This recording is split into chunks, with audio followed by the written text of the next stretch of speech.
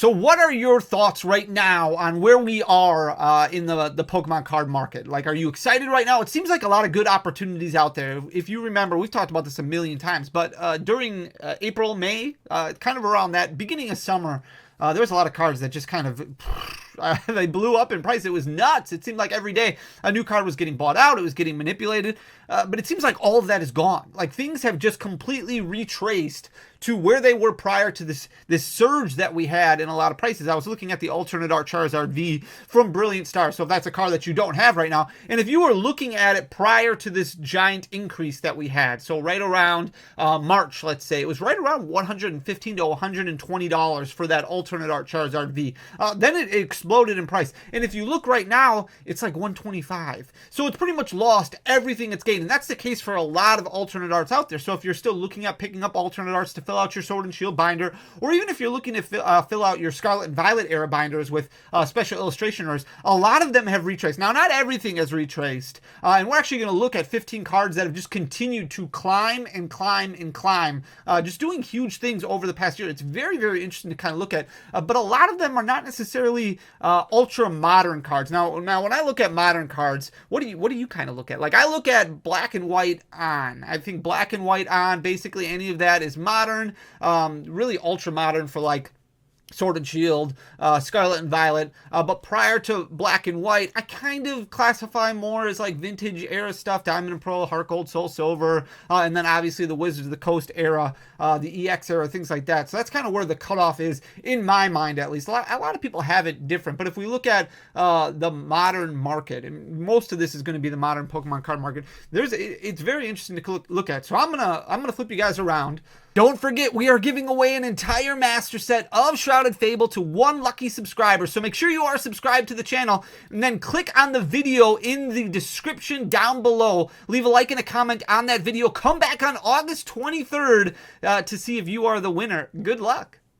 And we're going to take a look at some cards that have just been absolutely nuts. Starting off with this Greninja EX. So this is the highlight from Twilight Masquerade. And this one's actually kind of interesting because it does have the funny hat, right? It does have the funny hat that a lot of people don't like. A lot of people don't resonate with. And that's okay because the color schemes are absolutely crazy. Also, I think part of it is Twilight Masquerade. Even though pull rates changed, Pokemon card pull rates changed with Temporal Forces, really with Paradox Rift, and then big shift with Temporal Forces, people really started noticing it a lot more in Twilight Masquerade. I don't know if there just wasn't as much Temporal Forces that was opened as Twilight Masquerade, and maybe a lot of people were just chasing this Greninja EX, and a lot of people started noticing a lot more about how difficult it was to pull a special illustration rare. You went from basically almost 2 per box, like 1.5 per box at the beginning of the Scarlet and Violet era, to 1 every 2 boxes with Temporal Forces, and then Twilight Masquerade was the same thing, and now Shrouded Fable is the same thing. So I would assume Stellar Crown is going to be 1 per 2 boxes as well.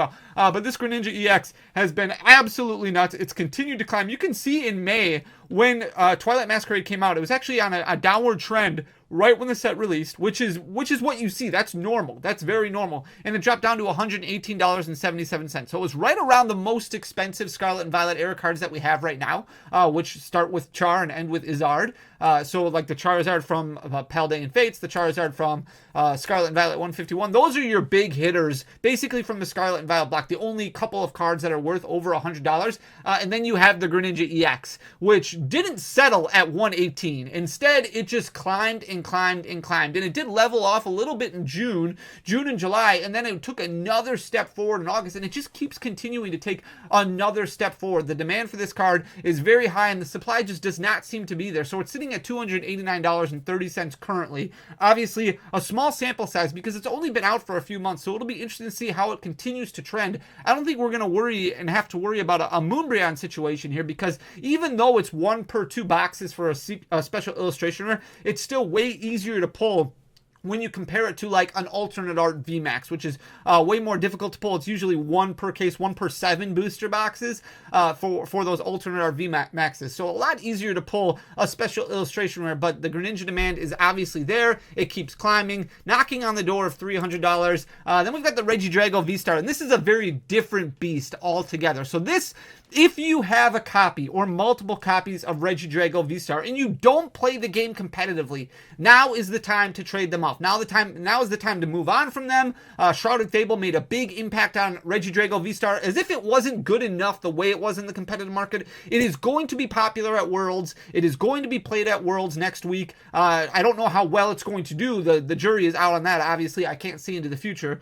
If I could, this would be a lot easier. But that means if it does do well at Worlds, it's going to be played in regional events, and it's going to be in format most likely for about 6 to 8 months yet. So I would assume, and Pokemon hasn't made an announcement on rotation yet, but I would assume we are going to have rotation in early spring next year, like what we did this year, and then at that point, Reggie Drago V-Star will rotate out. Now, obviously, Stellar Crown could play an impact, but if you have extra additional copies of Reggie Drago V-Star right now, I would even consider breaking a master set and pulling a singular copy of Reggie Drago V-Star out and trading it off while it's sitting at $14, $15, because you can see where it is going to fall to. 67 cents is its low point, and it was right around that point. It was a sub $1 card from August of 2023 all the way up until June of 2024. So it has been below $1 for its entire existence pretty much over the past year. And then once we started seeing it do well at internationals, and now with the hype behind Worlds, it has blown up in price.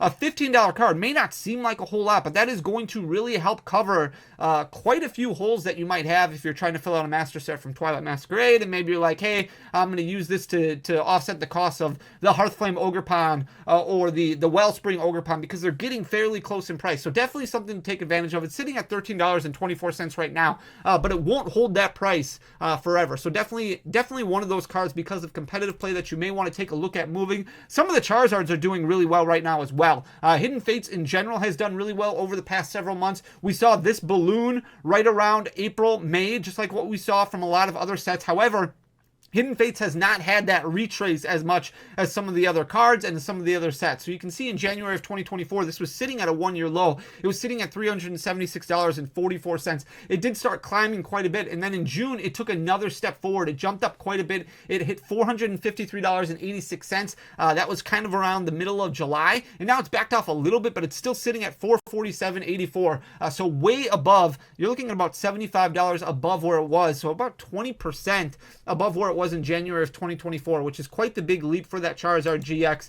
The Mega Rayquaza EX, we talked about this in a recent video. Some of these full art EXs and full art Megas have done extremely well. This one has lost its mind. Mega Rayquaza EX, a very cool card. Obviously, it did huge things in competitive play with that Emerald Break attack. It was a big deck in format. Then it rotated out, and a lot of Megas, a lot of full arts kind of came down in price when we started rotating into the V era, and the EXs kind of, or the GX era, and the EXs kind of fell by the wayside. But you can see with the potential return of Megas, also the coloring, the love for Rayquaza, the demand for this card has just really increased over the past several months. In August of 2023, it was sitting at $62.68, and it really hovered around that $60 to $65 mark all the way up until May, all the way up until April, May of 2024, and then it just it ballooned like crazy and just continued to climb.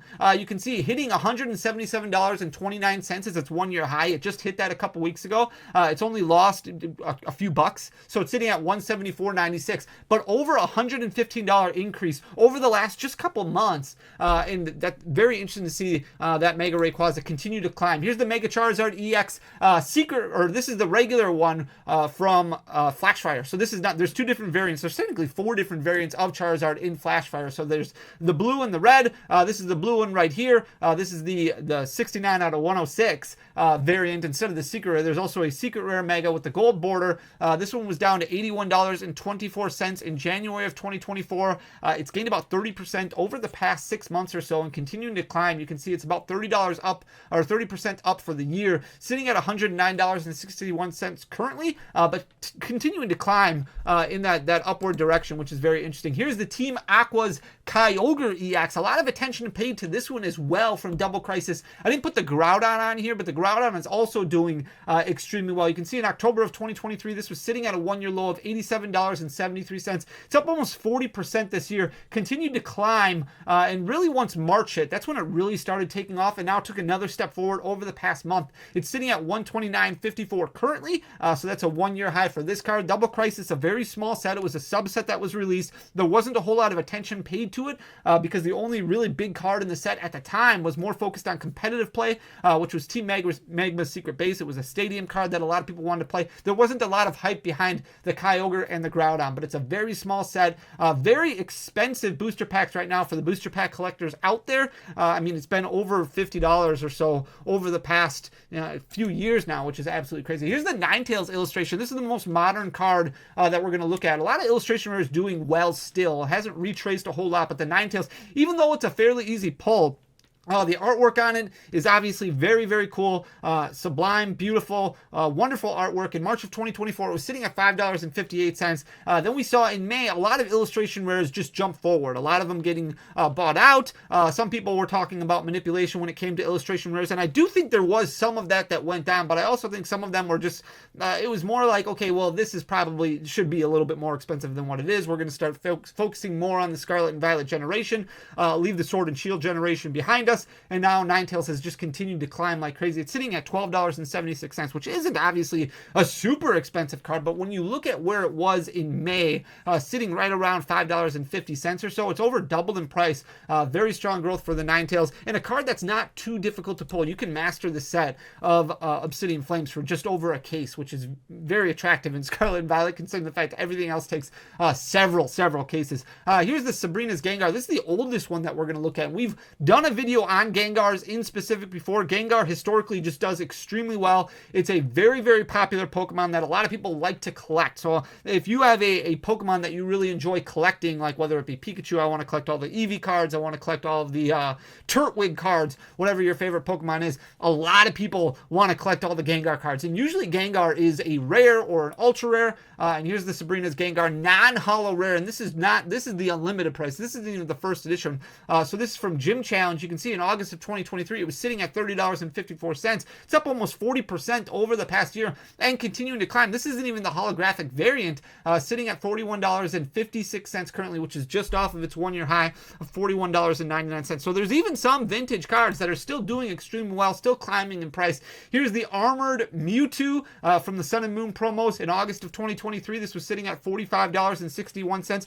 Had very steady growth up until March of 2024, so it still did grow. But then when a lot of those other cards kind of ballooned in price, this one followed suit as well and really blew up in price. It jumped up to $83.79 recently, so that is a all-time high for this one and continuing to climb in the north direction. Here's the Mega Venusaur EX from Evolutions. This one's doing well. So is the Blastoise. The Charizard has been relatively flat, but the Venusaur is doing extremely well. You can see in January of 2024, it was at $10.49, but it started growing already in January. So unlike a lot of these other cards, which blew up in price in April, May, the Venusaur already started in January. So a lot more demand being paid to a lot of attention being paid to Evolutions in January for some reason.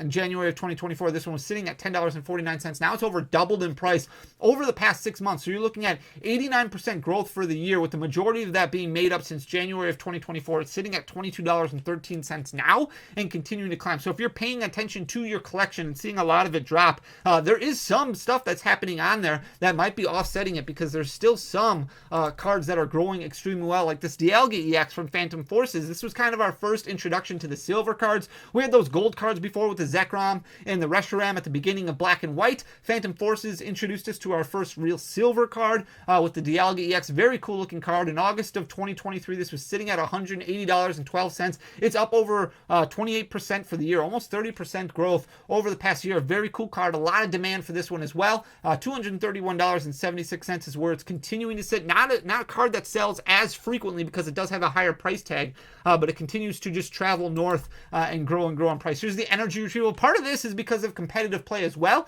but some of these older era secret rares from the Black and White generation, the XY generation with the older style like this, doing fairly well, and the Energy Retrieval is one of those in specific that's doing extremely well. $10.45 is where it was in August of 2023. You're looking at almost 300% growth over the past year. It was going down a little bit from November of 2023. You can see a downward trend up until June of 2024, and that's when things really started growing. A lot of shifts in competitive play at that point in time, but this one jumped up to $38.69 at one point. It's sitting at $38.11 right now, so about 261% growth over the past year, doing extremely well. Here's the black and white Zekrom. So this is from Black and White base. This was used in a ton of older decks because of its outrage attack. It did get reprinted. There's a lot of great stories behind Zekrom because it was so playable, and that's why it was reprinted in our 25th anniversary celebrations Pokemon card set in October of 2023. This was sitting at $25.59. It did get hit pretty hard because of that reprint in celebrations,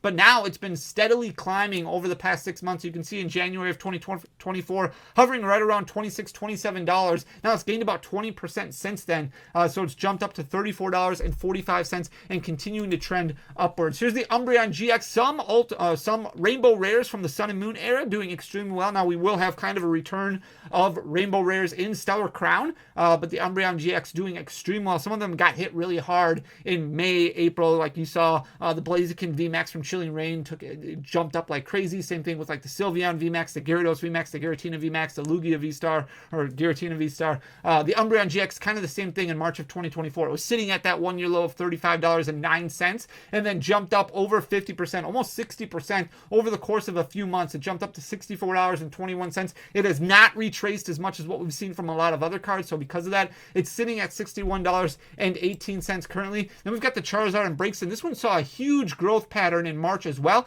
and it's leveled off over the past couple months. So this is a $30 card. It was sitting at $33.42, pretty much the entirety of the year that we're looking at, from August of 2023 all the way up until March of 2024. And then it took a giant step forward in June of 2024. It hit right around $72, $73, and then continued to stay right at that point. So it's sitting at $73.03 currently, way over double where it was 6 months ago. It's seen over 119% growth over the past year and continuing to trend upward, which is very, very interesting. So not every card is retracing like crazy. Some of them are still doing well. I know it can be difficult to kind of look at your collector app, look at your TCG player app and see graphics of cards trending downward, see your collection lose value, but it's really important to not pay attention to that because a lot of that was kind of manipulated growth to begin with, so it wasn't true growth. You want to see true organic slow growth from a lot of your cards. Like that's kind of the big thing. You want to make sure that you're buying stuff at its low point, and right now seeing a lot of stuff retrace back to where it was before, I think is very positive for the Pokemon card collecting community because it gives you the opportunity to kind of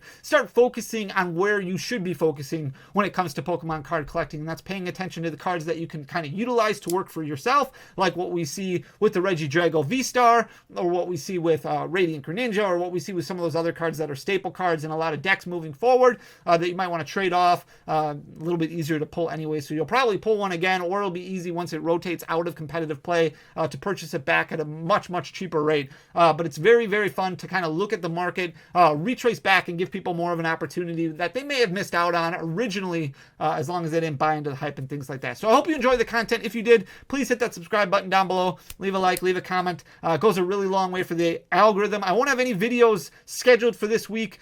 We are taking off for Worlds in Honolulu, so I will try and record some live content down there, maybe do a couple shorts here and there. So for our next like long form video, we're looking at probably about 10 days away. So thank you guys so much for everything. I love you. We'll talk again soon. Until next time, peace.